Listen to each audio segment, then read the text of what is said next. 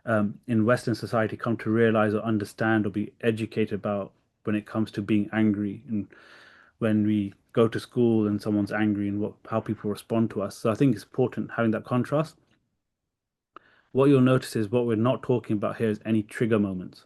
The trigger moment concept, the reason why we're not talking about this yet is because the moment we start talking about triggers that make you angry, then we start talking about something else. So it was a lustful thought that made me angry. It was a worry that made me angry. It was a concern that made me angry. So we're not going to go there yet.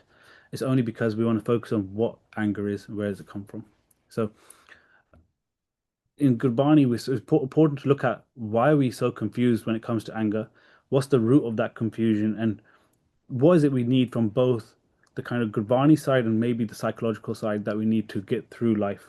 We have to also have a Gristi Jeevan. We have to actually get through society and get through life itself. So what are the two things? What are the things we need from both, and why don't they both just say the same thing? Why is it so confusing? And I think what we come to really realize is when it comes to anger or when it comes to talking about this emotion or this kind of feeling that we have, the stakeholder is different. So in Gurbani, the stakeholder is the mind. The mind is very clearly a Jyot Swarup, part of Sach, and the Jyot Swarup is Sach. Psychology talks about, when it comes to anger, both the body and the mind, and we understand what the body is. We can test it. We can see chemical reactions. We can see someone getting heated up when or sweating when they get angry. But when it comes to the mind, there's many theories. What is the mind? So then it comes to a level of confusion. So we try to break this up, and we are not psychologists by any stretch of the imagination, but we're trying to look at some of the basic things or the pillars that exist at the foundation of psychology. And Sigmund Freud and Jung are two very, very well respected psychologists inside the psychological realm. And what you see is they all have different views of what the mind is. So when you talk about Gurbani, it's a Jyotsrup, it's Pasach. When you talk about psychology, they call it an id, which is instincts and desires, combined with ego, which is the rational mentor, which is the thing that makes you think, or a super ego, which is more morality and consciousness. So there's all these parts that come up with to become the mind. And then in Jung's view, it's the conscious ego that is the mind. So mind is an ego, and then it's the personal unconsciousness, your repressed memories or repressed or forgotten thoughts, and the collective unconscious, the whole society sharing the same archetypes or symbols. And then the modern society or modern cognitive psychological view is the mind is actually more of a processing object, more like a computer that takes in inputs and combines it with what is inside the mind and then produces some type of output. But what you start to see is anger, when it comes to any of these constructs, is in Gurbani, anger is outside of the mind. Whereas in psychology, anger is inside the mind. Anger is part of ego. Anger is inside the mind already. Whereas with Gurbani, anger has nothing to do with the mind. Anger is completely separate from the Jyotswarup. So it's really important to actually understand why there's so much confusion between the two. Why is it? And this is important to understand because when we go to school and when we're educated that actually you got upset, but it's okay to have those feelings, or you got really worked up and you hit that person and it makes sense because that was the right thing to do. You have to understand that in Gurbani says this is not the right thing to do. If you have to protect yourself and those things, those are different things. But if you got angry because someone said something to you and you got so angry you went to hit them, this is simply not a good thing. And we need to recognize that these are not natural behaviors. This is not a natural state of your mind, the Jyotsrup. So we try to look at where does these two concepts come together. Remember, we're not looking at trigger moments. We're looking more at anger itself. So why are we confused? So let's look at one concept. Anger feels powerful. Gurbani and psychology agree. So Gurbani says anger is part of Tamogun.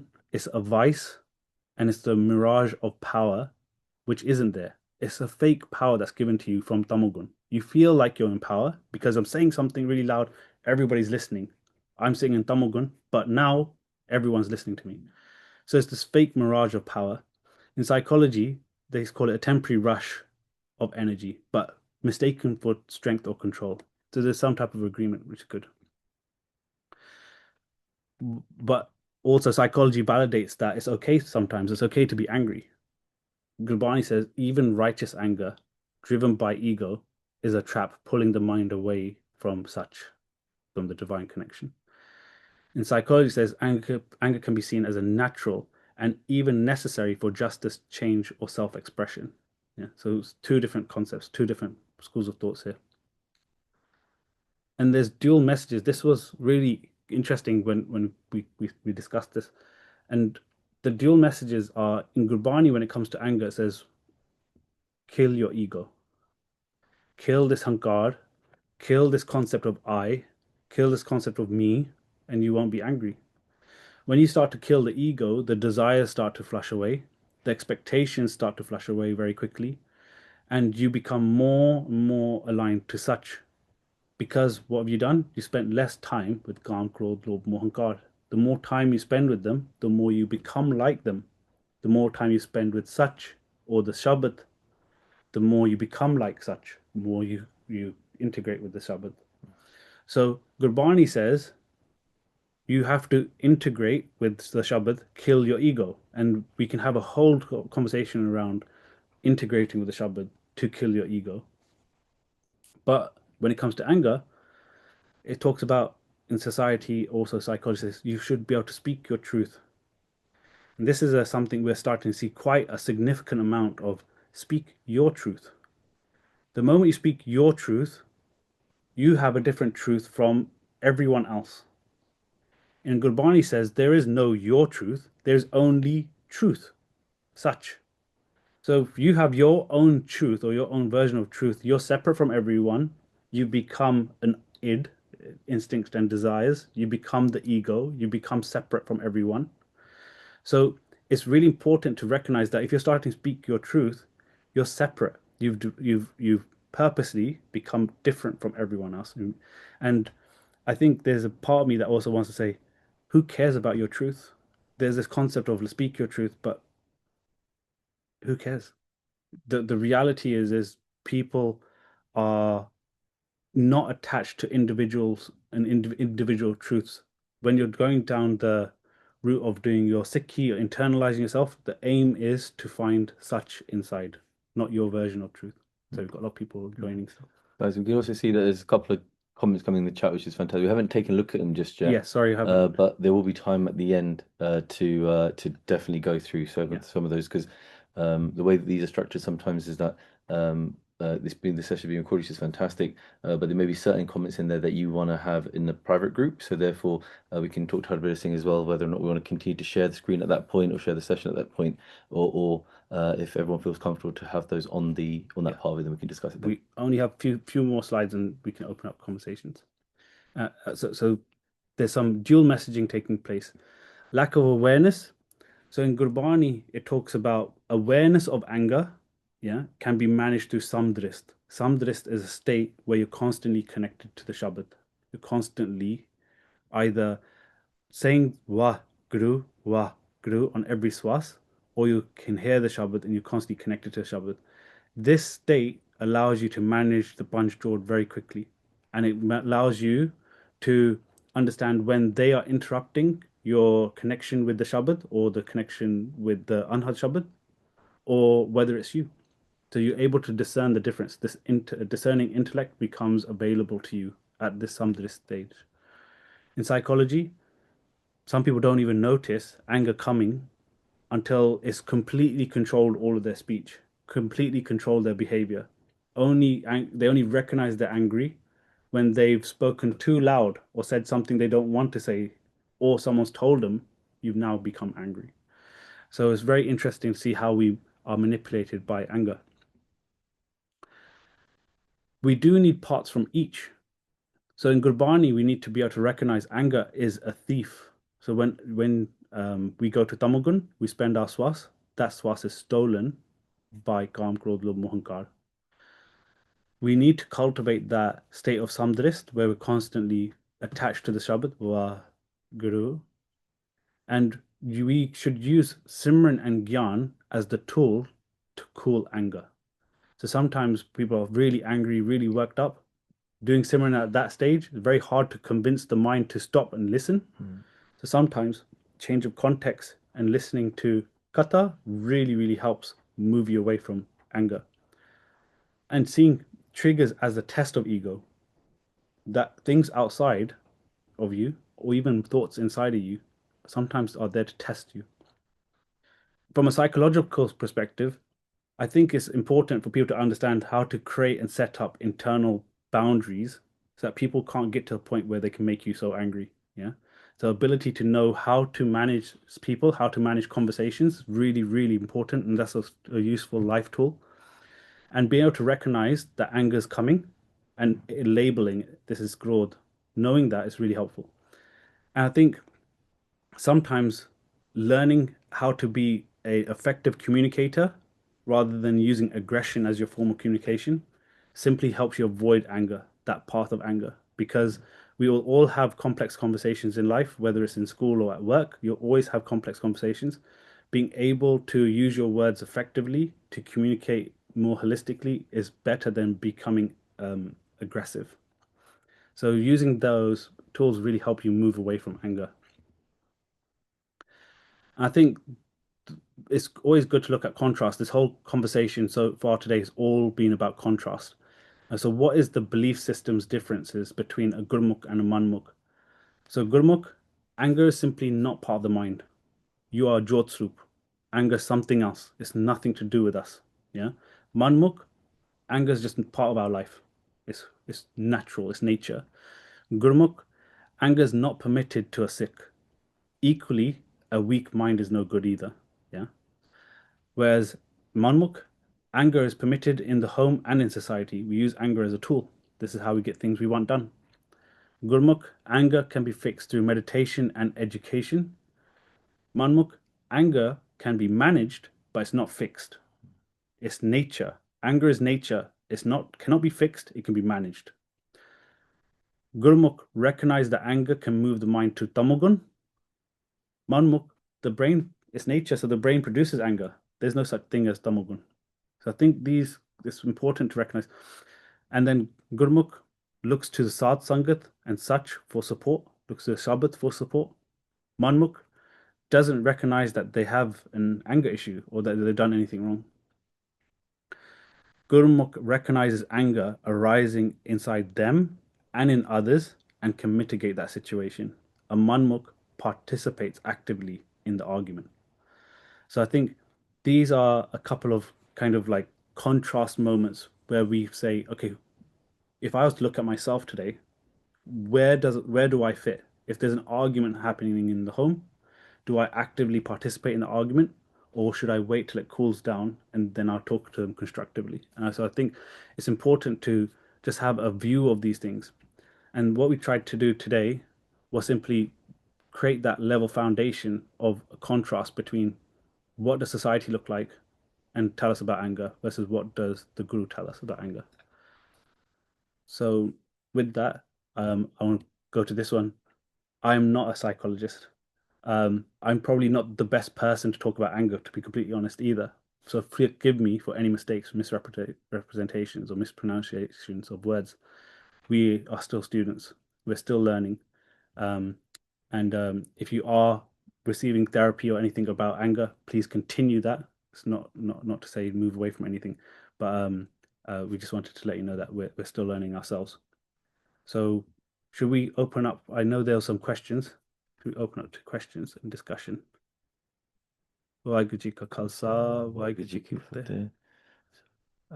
Maybe get Hadvir as well, just beforehand as well. So, Hadvir Singh, Wajid Khalsa, Wajid Right, Fateh. that's how I did there.